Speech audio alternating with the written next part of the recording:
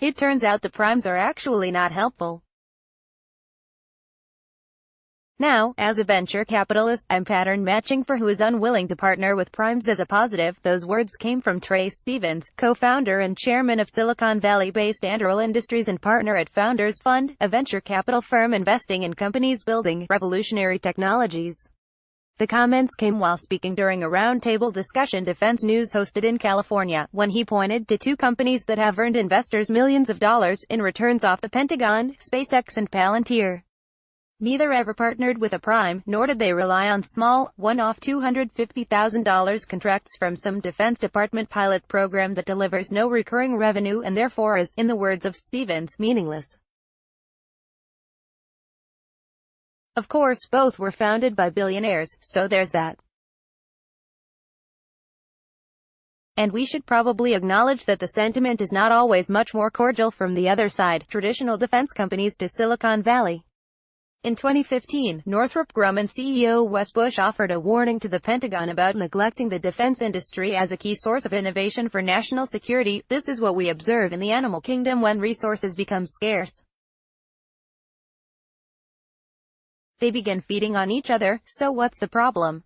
Are these two communities so drastically different that they can't come together for the benefit of both sides? Anyone could have seen potential for industry tensions. But when the Pentagon touted plans to cozy up more with Silicon Valley tech firms, the focus remained on challenges that permeated mostly from inside the building. Could the acquisition community adopt more commercial practices to speed up the process? Could watchdog agencies accept a degree of risk and even failure for the sake of innovation? Could program managers rationalize to Congress investment in new technologies, and perhaps let legacy systems officially die? Those challenges still exist. But seemingly taken for granted was this notion that traditional defense companies and Silicon Valley-type tech firms could play nicely in the same sandbox. So now here we are.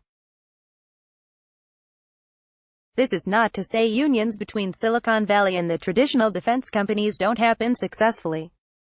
Pivotal, also at the roundtable, teamed with Raytheon to help the Defense Department roll out the development of new platforms and transition legacy applications to cloud environments. That teaming remains intact after more than a year. And many smaller tech firms do rely on larger defense companies to take on the contracting morass so they don't have to. But to Stephens' point, and as restated by not only Silicon Valley executives at the roundtable but also leadership from the Defense Innovation Unit and the Defense Innovation Board that also attended, technology is not the problem. Likewise, to hand over products to ultimately become part of the Pentagon bureaucracy, without forcing defense agencies to take risks, to go out of their comfort zone, to change not just what they buy but how they buy and implement, defeats the purpose. In that case, Wes Bush is exactly right. Stick with the companies that have perfected the process and give them the credit that they deserve and the respect they've earned in knowing how to work within the machine. Obviously, the challenges that face the Pentagon in successfully and consistently cooperating with Silicon Valley go well beyond the sometimes troubled relationship with traditional defense industry players. Cultural challenges abound. But if these two communities are to successfully come together, industry players will need to learn to not just play nice, but play together. In January, look for a special multimedia report that digs into the discussion from Cultural Mesh, a DoD tech dialogue.